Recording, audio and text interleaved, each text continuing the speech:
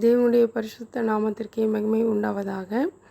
இன்றைய வேத பகுதி ஏசாயா 58ஆம் அதிகாரம் 8ஆம் வசனம். விடியற்கால வெளுப்பை போல உன் வெளிச்சம் எழும்பி உன் சுகவாழ்வு சீக்கிரத்தில் துளிர்த்து உன் நீதி உனக்கு முன்னாலே செல்லும். கர்த்தருடைய மகிமை உன்னை பின்னாலே காக்கும். விடியற்கால வெளிச்சத்தை போல வாழ்க்கை பிரகாசமாக இருக்கணும் அப்படின்னா அதற்கு சில காரியங்கள் கொடுக்கப்பட்டிருக்கு. அதை வாசிக்கலாம்.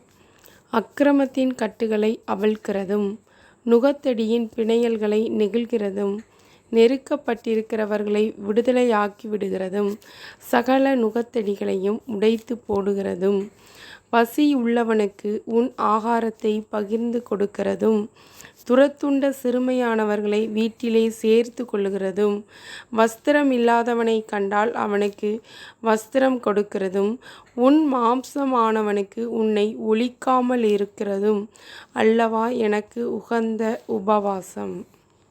ஏசாயா 58ஆம் அதிகாரம் 6ஆம் வசனத்தில் கொடுக்கப்பட்டிருக்கிற அக்கிரமத்தின் கட்டுகள் நுகத்தடியின் பிணையல்கள் நெருக்கப்பட்டிருக்கிறவர்களை விடுதலையாக்குகிறது. இது மாதிரியான காரியங்களுக்காக நம்ம உபவாசம் இருந்து மற்றவர்களுக்காக நம்ம உபவாசம் இருந்து ஜெபிக்கிற அந்த காரியங்கள், நாம் மற்றவர்களுக்காக ஜெபித்து அவர்களை அந்த பிரச்சனையிலேருந்து விடுதலையாக்குறது. சாப்பாடு இல்லாமல் ஒருத்தங்க இருக்காங்க அப்படின்னா அவங்களுக்கு சாப்பாடு கொடுக்கறது.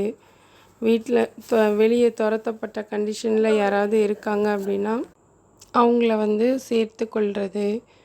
அப்புறம் ட்ரெஸ் இல்லாமல் இருக்காங்க அப்படின்னா அவங்களுக்கு ட்ரெஸ் வாங்கி கொடுக்கறது. ஏதாவது தேவைகளோடு வர்றவங்களுக்கு அவங்கள பார்த்து ஒளிந்து கொள்ளாமல் இருக்கிறது. அவங்களுக்கு அவங்களோட தேவைகளை நம்ம சந்திக்கிறது. இதை மாதிரியான காரியங்கள் செய்கிறது. இது ஆண்டவருக்கு பிடித்த ஒரு உகந்த ஒரு உபவாசம். இதை மாதிரி உபவாசம் நம்ம இருந்தோம் அப்படின்னா நம்மளுடைய வாழ்க்கை எப்படி இருக்கும்னா விடியற்காலத்து வெளிச்சத்தை போல பிரகாசமாக இருக்கும். ஆண்டவர் உங்களை ஆசீர்வதிப்பாராக. ஆமேன். இந்த வசனம் உங்களுக்கு ஆசீர்வாதமாக இருந்ததுன்னா லைக் பண்ணுங்கள், ஷேர் பண்ணுங்கள், சப்ஸ்கிரைப் பண்ணுங்கள்.